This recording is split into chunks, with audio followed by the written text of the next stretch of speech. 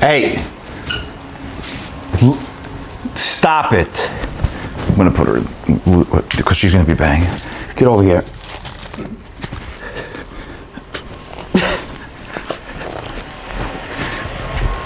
Get in there. She's making too much noise. Who? What do you think?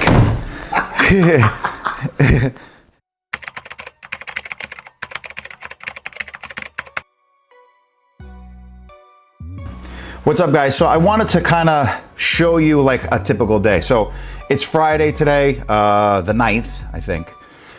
So it's a big transition for me. Owning my partner and I owned a personal training company, had a very different schedule. Due to COVID, it was kind of out of necessity. We transitioned into branding ourselves. So my partner is doing his own thing. We kind of shut the personal training business down. I still personal train people, but nowhere near the volume that I had when I was doing it full time. And I transitioned onto this laptop, and I spend the majority of my time on this couch. I feel like I'm more productive on the couch as opposed to like sitting at a desk. I don't know why. So typically my check-in days with my clients are Friday, Saturday, Sunday, Monday. It really depends on when someone starts, and I was blessed to have my business actually double over this quarantine, which is crazy because you would think when people were tightening up, they were, not having extra money to spend on meal plans. But I think a lot of people use it as an opportunity to try and get ahead of the curve this time, when knowing that when things would hopefully eventually get back to normal. So typically what I'll do is I'll wake up in the morning. I'll usually do my morning routine of any protocols that I'm doing when I wake up, whether it's growth hormone, which I'm gonna get into, and things like that. And then I usually take morning supplements, and then I'll basically, before I even do AM fasted cardio, I'll do a little bit of check-ins. I just feel like my brain works better as soon as I get up. So I'll do my check-ins, and then where I separate myself as far as a lot of coaches go, I don't work with a lot of volume. So I just started the business. My cutoff was 65 people. I'm at around 40 right now, because after each check-in, I voice text somebody. I'll call them if I need to explain things to them, because I want to make sure that they feel comfortable talking to me. I think my business model is very different because I'm very hands-on, and that's not to say a lot of the coaches out there aren't hands-on, but I would say I'm extra hands-on because people can call me and text me. Now, a lot of coaches give their numbers out, but I literally live on my phone, so it's a very different process for me. So my check-ins actually take a little bit longer than normal because there's no email going in. There's pictures and information coming in, but I'm actually doing voice texting or phone calls after each check-in. So let's just say each person might take me 10 or 15 minutes when I really go over things. So I usually start my day off with that, and then I'll go downstairs and do cardio. Today is gonna be a little different because I was rushing around so that we could start this documentary. So we trained, I'm a little behind today, so I'll probably do a couple of check-ins before we go to Wegmans, and then I do all of my meal plans that I actually have to tweak or actually come up with separate in the week. I like to keep it separate because I don't want to rush somebody's plan, because I don't do cookie cutter plans. I make sure that every update is specific to the individual. Hey bro, what do you think about a regular steak tonight if I tell him just to grill it plain for dinner? And a vegetable. I have no problem with that. Remember what we talked about last time?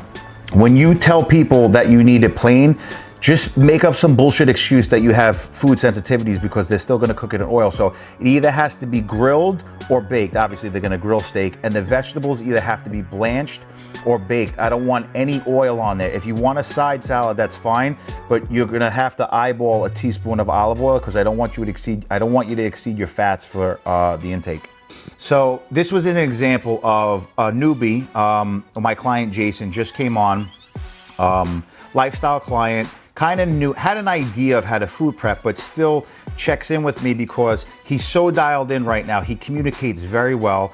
It was a perfect example of how I communicate pretty much daily with, I would say, if I'm working with 43 people, I would say at least 25 to 30 of them will text me daily and ask me questions like this. So he's going out tonight. I took red meat off of his original plan. We're actually in the process of changing his food for month 2. I said I'd put it back in. So he asked me if he could have a steak tonight. And typically he'll always ask me if there are things off plan, which I like because he's getting in the habit of learning. I just don't do things without teaching people. So I just made sure, you know, we told them to fib a little bit. I'm not an advocate of lying, but when you tell people that you're trying to eat healthy, they don't give a fuck, especially in a restaurant. So I told him to tell them that he has food sensitivities, that the steak has to be grilled and the vegetables have to be either blanched or they have to be steamed or baked with no extra oil. If he's gonna have oil, it's gonna come from olive oil on his salad. So on a side note, Kristen and I just got a dog. We figured before we have a kid, we'll practice with a dog. So Harley now takes up the space in the living room in the corner over there. And we have a sliding door that leads out to her pee-pee and her poo-poo pad. And now all she does is let in black flies. So I'm currently hunting a black fly because all they do is just fly around the fucking house and annoy the shit out of us. All right, we're off to Wegmans to do our mini meal prep. Let me first explain to you how much of a bullshit thing these masks are, because they don't do nothing. If you're gonna get it, you're gonna get it, but that's neither here nor there. So we go to Wegmans. I don't recommend you people that are just starting out in the sport to do your shopping here because it is kind of expensive. We do have a system, and what saves us is we get all of our chicken from the chicken pound. So with that being said, we're gonna show you how to be the most cost effective in a very expensive store. Guys, what's going on? So I wanted to give everybody a heads up that we started episode 1 of the Deluxe Road to the New York Pro, and we're gonna be dropping episode 1 shortly on YouTube, so stay tuned. We're on a zucchini kick because it's easy to prep and we have them raw, and it gives good texture to the meals. How do you know which one? I'm kind of just winging it right now. Usually, as long as they don't have brown shit stains on them, I'm pretty good. Oh, by the way, everybody, this is Kristen, my roommate, and my wife. Yeah. Okay, cool. So the cool thing about this is I'm in the off season. Kristen, like I said, is in a different spot right now. So when we come to Wegmans, if I want to switch up some things, Chris, my coach, is comfortable enough with me switching my macros up. So I may not be exactly what's on my plan right now. Macro wise, I'll run the numbers when I get back, and then I'll just let him know that I made the switch.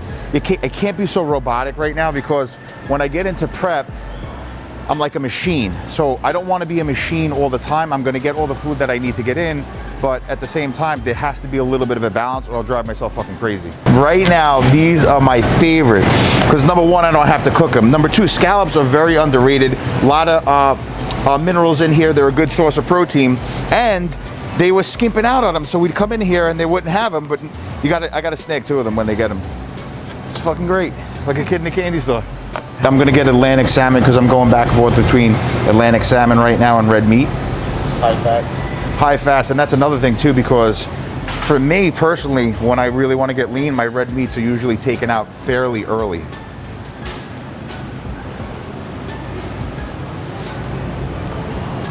Pound and a half. Yeah, because then I'll get probably 2 or 3 steaks, so it'll balance out for the week. I'll either I'll have a salmon meal or I'll have a steak meal. I won't do both in the same day. I like to get the green ones have a lower glycemic index, so when you let them sit around and they turn brown, it actually raises the glycemic load. And I normally wouldn't do this, but I'm just gonna leave those there. So guys, they don't have, of course, for this first episode, they don't have bubbies. We're big into fermented food, so kimchi, even the pickles, it has natural probiotics in it, so it's definitely gonna help your digestion, and it's actually a cruciferous vegetable, so if you've never tried it, I highly recommend it. Not a big cinnamon toast guy. So normally I get the Lundbergs, and my favorite is the honey nut, but apparently they don't have that either, because they knew that we would do in the documentary. So the reason why I like this is because in a Quaker cake, you only have about 7 grams of carbs. In one of these, you have usually like between 13 and 15 net carbs, but no fucking honey nut. Another luxury, the no-cow bar. One of my vegan clients actually turned me on to this. So this is one of the only, well, there's a lot of them out there, but this is a complete protein source because it actually has, it has brown rice protein and pea protein, which makes it a complete protein as opposed to pea protein, which is not a complete profile. So another treat that I have in this kind of part of the prep, I should say, because late at night I could have 2 of these and have 42 grams of protein. Listen, I'm gonna let you in on a pro secret that not a lot of people know about. If you wanna get fucking shredded and huge, you gotta get dinosaur-shaped chicken nuggets, okay? It's actually the worst quality chicken that there is, but your body will eat it up. All right, guys, so here's a little comparison. So this bag of chicken is 1.37 pounds, and it's how much? $7.79. $7.79. You can get a pound of the chicken pound delivered to your house with our code $9.99, and the quality of the chicken is night and day. Code DELL, D-E-L-L, you save 10%. And first ingredient, brown rice flour. Guys, become a label reader. Well, though these are good right now, I wouldn't have them if I was like pre-contest 10 weeks out, but I am addicted to these. So I'll get the blueberry and I'll get the original with the Walden Farm sugar syrup. It's a staple in meal 1 right now. And yes, I'm an overbuyer. They makes me feel secure when I have a lot of food. Yeah. And we wonder why our bill is $300 a week. We split it. That's what roommates do. Yeah. Meanwhile, probably majority of this stuff is not mine. So we're coming to the end of our Wegmans experience. We didn't actually get a lot of protein because we have a lot in the freezer downstairs. So we got to get ice because our fucking ice maker is broken. And we got to get some Powerade Zero. Intra workout Powerade Zero, a big advocate of hydration.